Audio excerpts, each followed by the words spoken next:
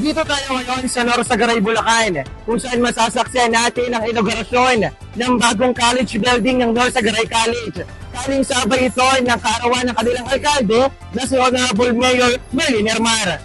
Isang malaking tagumpay para sa edukasyon sa Norsagaray, Bulacan at formal lang binuksan ng bagong gusali ng Norsagaray College. Pinangunahan ito ni Mayor Merlin Hermar kasamang mga opisyal ng lokal na pamahalaan. Isa dito si Congressman Salvador Pleito, representative ng 6th District ng Bulacan, Vice Mayor Baldo Hiner at mga kinatawan ng paaralan. Ang makabagong gusali ay may maayos na mga pasilidad na magagamit ng mga estudyante para sa mas maayos na pag-aaral. Ayon kay Mayor Merlin Hermar, ang mga proyektong ito ay para sa kinabukasan ng mga kabataan dahil ang nais niya ay mas maraming kabataan sa Norsagaray ang makatapos ng pag-aaral nang hindi na kailangan paglumayo dahil ang pinaka-prioridad niya ay ang edukasyon sa kanilang lungsod.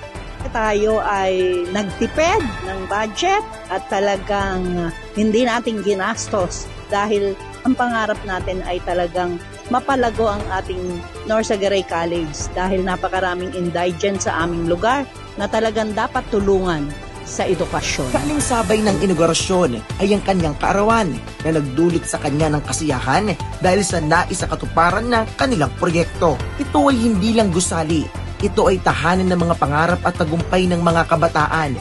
Kasama rin sa programa ang pagbabasbas ng gusali bilang panalangin para sa kaligtasan at tagumpay ng mga estudyante at guro. Lubos naman at pasasalamat ng pamunuan ng Norsagaray College at ng mga estudyante sa suportang ibinibigay ng pamahalaan ng Norsagaray. Ang pagbubukas ng bagong gusali ay bahagi ng mas malaking plano ng lokal na pamahalaan na magbigay ng dekalidad na edukasyon sa bawat mag-aaral. Kasama din sa pinasinayahan ng kanilang bagong fire truck na magagamit nila sa makaanumang sakuna. Isang karangalan na talagang sa aking kaarawan ay nayari ang aming pinapangarap na bagong building sa aming Norsagaray College. Ito po ang aking priority sa bayan ng Norsagaray, ang edukasyon. At sinisimulan natin to sa mga daycare worker, public school, at eto nga ang ating college.